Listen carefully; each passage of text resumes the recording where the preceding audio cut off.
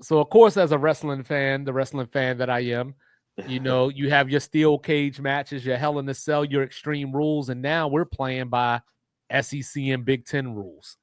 The college football playoff is changing. We knew it, so it sounds like we're going to straight up seeding now. So we knew this was going to happen last year when Arizona State and Boise got buys in this playoff. Correct. There ain't no way in hell that's going to fly. When we couldn't get Alabama in, Ole Miss couldn't get in. No, it ain't happening. So here we are, straight seeding. So there's also talk because, of course, this upcoming season is the last year of this current playoff deal. So now the rumor is we're going to 16. So with that, Mr. Logical, real quick before we get to the seeding, it sounds like there might be something in place where 13 and 16 play each other, 14 and 15 play each other. So it's almost like a play-in to get into the tournament. So one, how do you feel about 16 teams? Hate Two, two, if it is 16 teams, how do you feel about that play-in type of game that they're talking about? I hate the idea of 16 teams. 8 is enough. Like 4 was definitely not enough. 12 is extra. Going 1 through 12 with the seeding, we might get better. I want to say better upset. We might get an upset. Maybe. But 16 teams, all that's going to do is, if it's 16 teams, that means we would have had Ole Miss, South Carolina, and Bama, and And insert Miami. Miami. Mhm. So it would just been like, we watched this whole football season play out. We had 12 spots for the playoff. It's supposed to broaden the championship, expectations for every team, level the playing field. And then we're going to get to December and Selection Sunday, and it was going to be 13 Big Ten and SEC schools, and maybe 1 or 2 ACC. I mean, it just would have been just excessive. So 12 is enough, and make the regular season matter.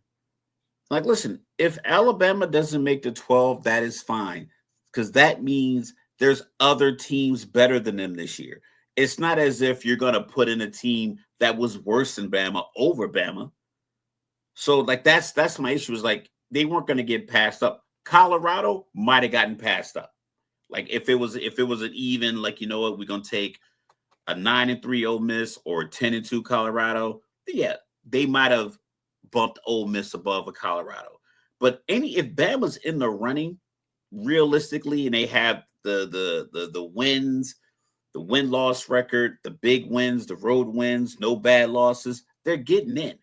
All right. So, And that was like, the problem. Nobody told you to go get bitch slapped by Oklahoma. if they beat Oklahoma, they're in. So it's like everyone was making it seem as if Alabama was getting railroaded. Like, no, they played Oklahoma late and lost. Like, I'll it's I'll and, see and your it happens. Oklahoma. I'll see your Oklahoma, and I'll raise you a. If you didn't lose the Vanderbilt, you would have been in. Yeah, but if you just got, if I take one of them away, one of the bad losses, like mainly that Oklahoma one, because it was late, because that's the one everybody remember, and that's the one they were like hanging their hat on, like, yo, you can't fault the committee because you just lost to Oklahoma. That Vandy loss, they still would have been fine if they would have beaten Oklahoma. And people would have argued, oh, they lost to Vandy. Oh, well, they still got 10 wins. They're Beat an Georgia, SEC school. They beat Georgia. They're in. and And guess that's what? And and guess that what? would have been the whole argument. And guess what? If they would have not lost one of those two games, they would have played for the SEC title. They were literally in the SEC title game until they lost to Oklahoma. And if they lose that, they're 10-3, and they're still in, because they wouldn't have held the SEC championship game against them, because the SEC champion is probably considered one of the better teams in the country. So, like, it would have been a win-win for them if they just would have Right. won in Norman. Right. So 12 teams is enough. I like 1 through 12. I didn't like the bye system last year. I don't like the 1 through 12 the way that it is now, just because it's still the college football committee making these decisions. And to your point, saying I remember Game, one of those disses to 50, I think it was 300 bars. He was like, 50 the wrong one to ask to help with your rhyme, because all he gonna do is tell you to say G Unit one more time. And that's the committee. Like, don't give them the power. They just gonna say go SEC. And what I'm saying? So that's what that's the thing. They already have that power. It's just that, listen, some people are starting this 100-meter race 20 meters ahead of everybody else. Right. It's just that simple. And certain schools are going to have that because their strength, SEC and Big Ten strength of schedule projected when you start out week 1, when the schedule drops, the projection will be they're going to have the toughest conference. They're going to have the toughest schedule. They're going to have the toughest games. Mm-hmm. The playing out, it might not pan out that way, because Miami was in the same situation where their strength of schedule wasn't that tough, but their defense didn't play great. Just the number 1 overall pick played like number 1 overall pick all year long. So it kind of masked like their competition. SEC and Big Ten, all they're gonna have to say is like, look, we got Ohio State, Penn State, Iowa, Nebraska. They're all good teams, and that's gonna be enough for them. And the SEC is gonna have their LSU, Bama, Georgia, Ole Miss, South Carolina argument. Yeah, and they're gonna ride that from August until December. So yeah, and it sounds like we're going to get those 4 buys. I mean, not 4 buys. The 4 the automatic SEC teams and the 4 Big Ten teams. But the winner in this situation, the beneficiary, if you will, the one and only Notre Dame Fighting Irish, because now with that removed out the way, because remember, we talked about this last year as it was, since the top 4 conference champions got the bye, Notre Dame couldn't get the bye. The highest they could get was number 5. Now that you take this off the table, an 11-1 Notre Dame team is getting a bye. It's number 4. Yeah, they're number 4. Yeah, and but while we talk about Notre Dame, another beneficiary for different reason, and pardon my French, just because they some baby back bitches, those USC Trojans out there in California, because they said the Big Ten is too hard for me, and nobody told you to join the Big Ten in the first place. But the Big Ten is too hard for me, so now we're on the verge of potentially losing Notre Dame and USC as a rivalry game. And then to top that off, this is how big of bitches USC is, and to a bigger degree, Lincoln Riley, the biggest bitch of all. Because what did he do? You talk about it all the time. I'm not going anywhere. And then he was out in LA before you could blink. Man, he had the tie and everything on the jet. But what happened that next year? Oklahoma joined the SEC. Oklahoma joined the SEC that year. He ran the USC. You know what I'm saying? Now they in the Big Ten. Oh, no. Our schedule is too hard. Like, we might not be able to keep playing Notre Dame. You're the top. You're probably the financially the richest school, for lack of a better word, in Southern California. You have, most people probably say, top 5 high school talent in the country. You Florida, Texas, and it's Georgia, California. Like, you're in that mix. You should be able to recruit just off the trophies alone.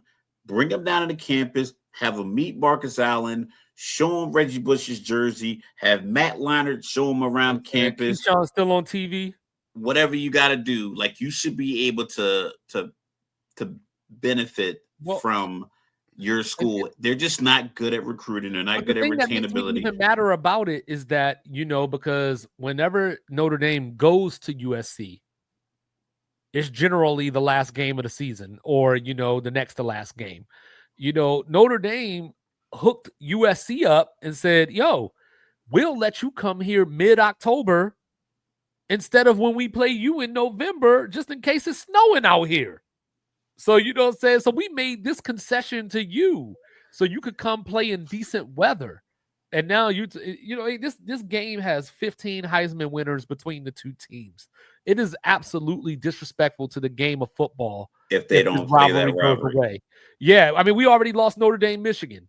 You know what I mean? Like, come on. But anyway, but yeah, so Notre Dame benefits from this because they get to get buys now. And now Notre Dame, they're talking all this strength of schedule, right? So Notre Dame plays 5 ACC schools contractually every single season. But starting next year, they play Clemson every year for the next 12 years. And they still want to play USC. So I don't want to hear it. That's an interesting deal. Yeah, so what happens is, Notre Dame is an ACC member and everything else. So they're contractually obligated to play those 5 games. Now, to keep FSU and Clemson, with this whole, hey, they're trying to leave the ACC, whatever. What the ACC decided to do was give more money to the schools that get the ratings. So Clemson said, sign us up to play Notre Dame then. You can't get no bigger ratings than that. At a certain point, there is going to be a recognition by certain schools, depends on where you are. You're going to have to elevate your own brand because your postseason bowl game will not do it for you. Right. It's not like NCAA basketball where you can get your postseason run and your FAU, or if you're San Diego State, and you can get your name out there, you get some recruits, get some transfers. If you're BYU, Colorado, Utah, Oregon State, SMU, you're gonna have to win out in this regular season, or just be a fantastic team to watch as far as excitement. Mm-hmm. Miami with winning games 48-42 on Hail Marys. You're gonna have to build your own brand because the NCAA is no longer concerned with elevating your brand. It's about how do we maximize these TV deals, and the scarlet jerseys of Ohio State on TV gonna get paid. Mm-hmm. That Alabama Roll Tide, they're gonna get paid. The Bulldog in between the hedges SEC matchups, they're gonna be on TV. They're gonna drive the ratings. They're gonna be part of the conversation. So you're gonna have to do your best. So check out Notre Dame's first 9 games this year. This is their first 9 games this year. At Miami, then they get a bye week. They get Texas A&M coming in. They get their in-state rival Purdue the week after that. They go to Arkansas. The week after they play at Arkansas, they got Boise coming in. Then they get NC State, USC at home, and then go on the road to Boston College, their little Catholic brother, and then they come back home for Navy. That's their first 9 games of this year. 5-4. You know what I'm saying? but hey, if they finish and they close the season at Pitt versus Syracuse and at Stanford. So if Notre Dame goes 9-3 this year, they might have a hell of an argument, that Alabama 10-2, and those guys 10-2 locks them in at 11. Right. Exactly. That's just nuts. But the other thing that we wanted to talk about is, we were talking about Nick Saban a couple of weeks ago and how Donald J. Trump was going to start a commission that would put Nick Saban as, for lack of better words, the commissioner of college football. And the point of this is to regulate NIL and so on and so forth. So Greg Sankey, the SEC commissioner today, was talking some big boy shit all day long about the NCAA.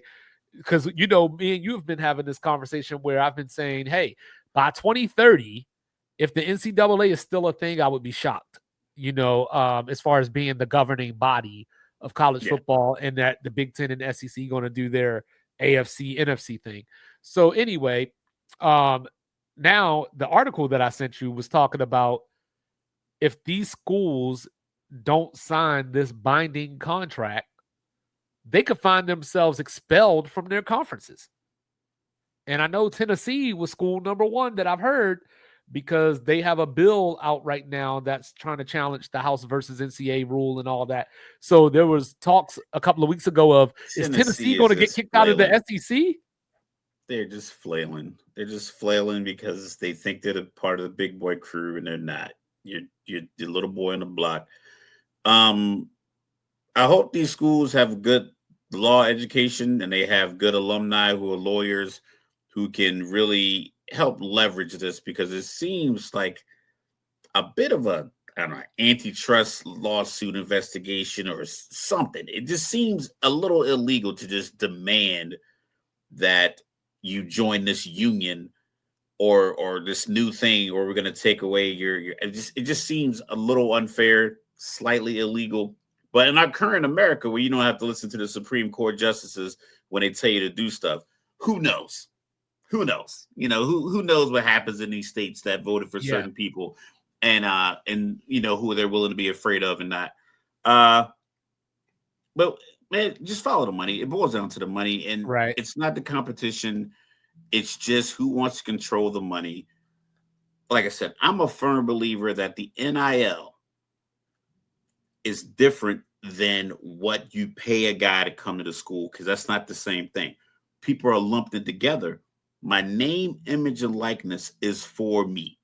And I'll use the Kim Kardashian or the whole Kardashian Jenner clan as an example. They have product deals where if they wear a product or use a product and post about it, they probably get $1 million because they Mhm. have 300 million, 400 million followers. So they get $1 million. If we had a Liquid Death deal and we had 10,000 followers, we can't expect to get $1 million. But that doesn't mean that they have to get capped at, you know, 550,000 or whatever, because Right. that's what we deem as fair. If Caleb Williams, when he was at USC, he was in a Dr. Pepper commercial. Everybody's not getting that. He shouldn't be denied whatever that commercial pays him and the residuals that come from it, because some commission feels like too many linebackers are transferring out. Like, that's not everybody's problem. And I think trying to throw it all under one umbrella, considering that 3 years ago, the conversation was, we don't know how we're going to pay these players, so we're just not going to do it. Now, all of a sudden, you guys are getting paid. You have a whole commission. You got a whole plan. You have a whole governing body that's going to maintain this. But you couldn't figure out how to get guys, to not steal from teammates 36 months ago. Like, cut it out. And that's my beef with this. Like, I think the people who want to call the shots, they don't want to call the shots because it's reckless. Because if we looked at college football, I think we had a pretty good goddamn playoff. I think if Quinn Ewers doesn't get strip sacked by Sawyer, he might throw a touchdown. We got a tie game going into overtime, considering he just converted a fourth down the week before against Arizona State to get him to that point. I think we had an outstanding playoff run. I think the Colorado buzz is good. I think Dylan Raiola and Nebraska. I think lag way down in the foot. I Well, think what ain't college good? football is in a good spot. I Well, what, just I believe I don't believe that the movement of the players is hindering the team as much as they want you to believe, considering that the team still holds all the cards. They don't have to give this guy 4.1 million. They don't have to give this guy 4.1 thousand if they don't want to. They're doing it, and now they're making it seem like the players are the reason. I'm not going to this, like Carson Beck's not going to Miami if the $4 million wasn't offered up from Miami. It's that simple. Jalen Brunson, now he getting into it with Matherin. I think that what's not good is that BYU might be down their starting returning quarterback because of these sexual assault allegations. So, that could be a thing, but back to this. So look, I think some of it depends on perspective, because I'm definitely in the camp of get your money, because these schools been getting too fat off of these players for way too long. Fat Just cats, what was cigars, that? and yachts. King of New York, right? Like, if a nickel bag gets sold in MacArthur Park, I want in. You know what I mean? But as a guy that just loves some college football, you know what I mean? I think it's time the shit'll get off the pot. And what I mean by that is these Power Four conferences, need to just do their thing and go their own separate ways if this is what it is. Because without a cap on NIL, you're effectively telling teams like Northern Illinois, who went into South Bend and beat Notre Dame last year, you're not one of us. You're not on our level. And we know we got eyes, so we know that that's absolutely true. Yeah, but You know like what I I mean? said, But that's always been the case. no, I know. But that's what I'm saying. It's like stop the facade. Just call it what it is. Just move on. Y'all go over here. That's the thing. It's not really a facade. It's just it's It the is a same. facade. It's the same thing that happens every single time. if And I you're went on a telling rant me, about it a few weeks ago. It's the billionaire, it's the people in power who control the narrative, are telling regular people that these other people who are regular athletes shouldn't be getting this money. Meanwhile, Oregon's locker room for years has been flooded with special edition Jordans for the girls basketball team, the boys basketball team, the volleyball team, the football teams, where 8 different combinations of jerseys. They come out in different jerseys at halftime. Their warm-ups are different. You mean to tell me Toledo was getting that same Nike stuff? No, they weren't. Oregon was been getting this stuff. Hey, real quick, you said earlier, right? Well, yeah, if the Knicks can grind this and get a 103-99 victory, it's 102-91 at the end of the third quarter. Yeah, that's what I'm saying. It's a tough look. No, I'm so that's my thing with the NIL, because it's like the facade is that once they get to revenue sharing, that's going to have to be mathematically locked in. Well, definitely. But you're creating a playoff. NIL telling me, like last year, right? This playoff that you were just talking about. Boise State got their bye. You know what I mean? Obviously, they came out and lost to a better team, that had more talent, all that kind of stuff. So that's the facade, is if you're telling me that Cincinnati and Cincinnati back then, because they're in the Big 12 now. But if you're telling me that these teams start the season with the same chance to win the national title as Michigan, as Ohio State, whatever the case may be, that's the facade. So stop the games. But that's not the cap. That's the thing. The individual money to without players, the cap, you ain't gonna never have balance. That's the thing. That isn't the problem. The cap, if you want everybody to start the starting blocks together side by side for this 400-meter race, then you have to cap how much money the school spends on the sport, not the individual players. Definitely, but that ain't gonna never happen. Accumulating money. That's what I'm saying. So, like, even if you regulate, hey, you can only pay $1 million to get a transfer player in, that's still not going to change how much money Toledo has. Change that $7 billion Tulane has versus what Ohio State and what Michigan have. So all it's going to do is allow teams like Michigan, who can afford to just get 10 players at $1 million each. And all the guys who are playing at SMU, Arizona State, graduate students from Kansas State, all these other guys who can only get, and they say they cap it at $1 million. Now, Michigan or Georgia or Alabama or Oregon, any of these schools, they know for a fact that, listen, I know I got $10 million to spend. And especially if these guys can only get $1 million, I'm going to go buy the best 10 players that fit my program. Right. And I'm going to take those 10 players from these other programs anyway. The money isn't the money that the players are getting. It's the money that the schools have already had. So you're telling me that, these guys are getting so much money and it's ruined college football. The schools have already had the money and they're using it for football. It's not even like they have the money and it's like football is kind of getting some of it. It's direct, like it's directly a whole industry, the community. It's the parking, it's the beers they sell outside, it's the food they sell outside, it's the 100,000 tickets they sell every week. I've driven through Harrisonburg, Pennsylvania. I don't think there's 100,000 people in that area when you pass by the stadium, but every Saturday it's 110,000 people in white t-shirts. And that's why I say, like, just cut the cord, just Toledo and y'all go over there. We go and do our thing over here and have our league or whatever you want to call it. That's what I'm saying. Like, I don't think you need to change anything because it's already that way. You don't need to clearly define the line. Like, we don't need a new border. We don't need a new barrier. The barrier is we get this much money, you don't. We have Diana, they don't. It's like it's that simple. Like this is what we have, and you don't have it. You won't be able to compete with us, and you never will. Even if Right.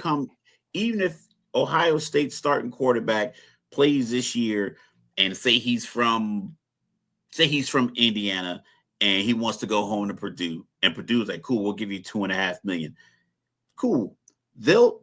That guy will go to Purdue and be a quarterback, and Ohio State will go get the next best guy either out of high school or in the transfer portal, along with the best left tackle, the best guard, the best safety, the top 2 wide receivers, and they will reload and they'll beat the bricks off of Purdue, no matter that fact that they got this other guy for $2 million. And that's the That thing. is not that's not setting teams apart like I the always transfer wonder, portal and that NIL money. I always wonder, and we'll wrap this one up. I've always wondered how Tulane feels about this because they started out in the SEC, and that was part of the reason that they left, because they said, this is a educational institution first, sports comes second. So now that we fast forward, 50 years after they leave, I wonder how they feel if they still stand by that decision, or if they're kind of kicking themselves every so often. Like, damn, they gave a dude $4 million to play quarterback. They do not stand by that decision. I don't know if they checked his grades. Well, they lost their quarterback to Duke. You know what I mean? So that, and they had to get in the hustle like everybody else. Like you said, a nickel bag in MacArthur Park. I went in, and crazy. And that's what you have to do. When the revenue sharing comes down, and it's like, hey, college football this season is going to generate $134 million. Say I'm just a simple number. And we have 134 schools. Each one of them is going to get $1 million from this revenue sharing. That's what you're going to get. If it comes down to it's like, oh, we're doing revenue sharing, but Ohio State and everybody else is going to get a higher percentage and it's going to trickle down, then that's the BS. But until then, the system is exactly the same. It just has a different name. We got it's like you move your money from you move your money from your checking account all the way to your savings. If you had $10,000 in your checking and you move to the savings, it's still the same $10,000. Right. It just now you're just talking about it differently. I got $10,000 in my savings. It's the same thing. When Ohio State, Michigan, Alabama, Kansas State, these schools that have money in these prominent programs, Florida, Texas A&M, all these schools, when they go into living rooms of these teenagers to recruit them, or they go to these JUCOs to recruit guys, they recruit them on the facilities, they recruit them on the history, they recruit them on the swag, they recruit them on the opportunities, they recruit them on the NFL players that got drafted. It's always going to be the same thing, except now I can give you the $100,000 on the table instead of in an envelope underneath the table. Mm-hmm. And we got a 15-point game with about 9:50 left. Bockers are in trouble. But then go ahead. That's where the Knicks they got you right where they want them. Now they about to storm back. 12 all right, here we go. I'm here for it. But of course, lastly, the NFL came out with a decision that surprised me. I don't know how you felt about it, but it surprised me that they're allowing their players to participate in the Olympics in 2028 and I guess beyond. So, one, were you surprised by that decision? Two, what do you think of that decision? I was watching the Rich Eisen show earlier after you sent me this topic, and I was like, damn, I wish we could have got to it first. Because I was going to kind of say the same things that he said. So I'm going to give him, credit. He talked about Roger Goodell wants Patrick Mahomes carrying the American flag, dressed in polo in Los Angeles, promoting the NFL game globally. That's what he wants. Mm-hmm. The issue that I have with these guys potentially taking over flag football is that they didn't do enough of the work. I don't want to say any, because I imagine NFL teams do have some kind of participation with NFL Play 60 and maybe sort of some kind of connection with the, building flag football through community outreach, whatever the case may be. But as far as like the team that will be in the Olympics, I don't think any NFL player works out with this team. I don't think any of these guys went and did tryouts. So it's like, I was using this analogy. It's like, my son's going to prom. Now he's got the tux, he's got the plan, he got the tux to match, got everything to match the dress. We got the haircut appointment booked, tuxedo's ready to go, everything's ready to go, and all of a sudden the day of, somebody else comes, puts a tuxedo on, and takes his date to the prom. It's like, I did all the work. I did all the legwork. My parents paid for this stuff. Like, all this stuff that we built up, I built all this stuff up. And now when it's time to go take the pictures and be shown to the world, somebody else just takes your spot. I just think that's unfair. So, look, I told you we was going to have different reasons. You know what I'm saying? My reasons is just, why America always trying to stack the field? You know what I'm saying? You can't say that you're the best when you always trying to take the easy way out. Like when I look at the Dream Team, for example, as a little kid, I loved it. Jordan, the molester, David Robinson, Patrick Ewing, Scottie Pippen, John Stockton, so on and so forth. Greatest collection of talent you could put on a basketball court probably at that Beat time. The breaks off Lithuania and Angola. But didn't now need them all. But now as an adult, I don't like it. I don't like sending Kobe Bryant, Tim Duncan, LeBron James, Kyrie Irving, these guys. Look, this is the Olympics. You know what I mean? So, like, I like soccer. They do the 23 and under, basically. So I think I would like to see something along the lines of college athletes, like the best of college basketball. And, you would still probably win. With basketball, I get it, because the other teams, they were sending their professionals too. No, I know, and that's what I'm saying. They were sending NBA professionals, right. And they were sending their country's professional players. Right, and that's what I'm saying. It's just our professional players were just bigger names. Right. The original Dream Team was definitely a showcase of American basketball prowess. And we wanted to show the world, hey, this is where basketball is. This is our thing. Right. And ever since then, everyone else is kind of, I want to say caught up, but they played into that. Okay, we're going to see pro.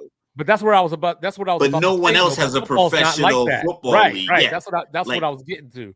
So football's not like that. So, like, to me, it just seems like you're just trying to cook the books and stack the deck in your favor. And to me, even though I'm not a fan of the Olympics, I don't watch the Olympics.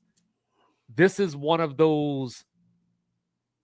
In my mind, it goes against everything that the Olympics stands for. You know what I mean? Like this is supposed to be the best of amateur, right? Best of amateurism, versus, like, if you go out there with, like, say you reunite Patrick Mahomes and Cheetah, you know what I'm saying? And then you got Justin Jefferson on the other side. It just don't feel right. Joe Burrow and Jamar Chase up against Latvia's corners. And Jeremy Lin's cousin. Yeah, it just doesn't seem like it just doesn't seem fair. It doesn't seem necessary. And for me, like Rich Eisen said, it's just a matter of getting football on the global scale. My ultimate thing is, like, I don't know what the data points say, but I imagine that American professional athletes are world famous. I imagine that they're world famous. Right. We play a lot of games in London. A lot of shoe production is overseas. A lot of guys have Adidas deals. That's a German company. A lot of guys have other deals in China sneakers. So that's billboards for a billion eyes. Nike obviously is being made overseas. I imagine these billboards and these games and these jerseys and Instagram and the internet. People know who Patrick Mahomes is in the Ukraine. So I don't know how much more you need as far as a global piece. Yeah, I'm looking at it too. Yeah, Josh Hart with the Hulk Hogan leg drop. Obviously wasn't on purpose, but I don't like it. Mainly because the Olympics were last year, correct? 2024 in Paris.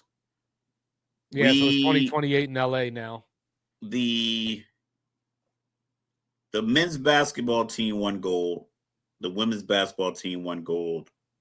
Now, can you name another team of Americans that won gold off the top of your head? Track? Swimming? Maybe. I'm talking about like, yeah, that's what I'm saying. So it's like, you don't even think about it. We don't even know who won all these. We know the NBA players won the medals. So it's like sending Patrick Mahomes, and we keep using Patrick Mahomes as an example, but like Pat Mahomes, Joe Burrow, hell, even Daniel Jones would probably dice up. I mean, a Serbian safety. Like, let's not get crazy now. Reunite him with Malik Neighbors, and I think it's just. Hey, Nikita Koloff will come out there and intercept everything. But it's like with the NFL players, you're already at an elite level in your full contact sport. Like, you are the creme de la creme of the world in that sport. Why would you? I don't even want to use the word come down, but why would you cross over and just take over another sport or another aspect of the sport that you play that other teams are really building on? Like other leagues. What happens when Joe Burrow go over there and tear an ACL? It would be unfortunate, but like I said, you could say the same thing for the NBA players. You could say the same thing for the other professionals. Yes, some people, but the NBA, but back to the original point that I was making, like the Olympics is a part of NBA culture. Like, that's a thing now where NBA players aspire to play for their country. NFL, you just threw this out there and some dudes will play because it's football. But yeah, and the thing about the NFL, there's no reason for NFL players to do this. You couldn't field the team that could compare to if you just sent the NFL first team All-Pro. Say that was your flag football team. There's not a country on earth that can match what you would send the first team All-Pro. Hell, the first round draft picks of this year, the NFL first, those 32 men that got drafted, you make a team out of them. No team in the world could match up. You could send this version of Amari Cooper and nobody could touch him. Yeah, it just you could send. I'm trying to think of somebody like really, really. You could send Jake Browning over there, and he was slicing dice. Absolutely, he would kill him. I just don't like it, man. I don't get the point of it. Like, outside of America being sore losers or something, or like just, you know what I mean? Like, I don't like that's all I can. Because even if you lose the flag football, what is somebody gonna do? They're gonna put on pads and come challenge. Did anybody that played football in the Olympics get an NFL tryout this year? No, I seriously doubt they would. And on top of that, it's 1,500 dudes already on rosters, and then it's 20 people per team on practice squad, and then there's another 20 guys on standby every single week. And then you got the UFL. You got the UFL. Then you got we can send the UFL players over there. You could send UMass. All right, I don't know, man. You could send any college football program, and they would beat a flag football team. So, I don't like it. The main reason I don't like it is because somebody else really built it, and you're already elite at what you do. Like, you are one of one in the world. There's no other football league in the world that can compare to the NFL. I remember when I was stationed in Germany, guys who played football in high school, or and they had the Rhein Fire when you were over in Cologne when you were over there. I'm talking about like semi-pro teams. Okay. Like German leagues had guys who liked American football. It was global, so they had like semi-pro teams. Very similar. Right. You probably see them in Texas and over the states. Right. They had like a 3 American rule.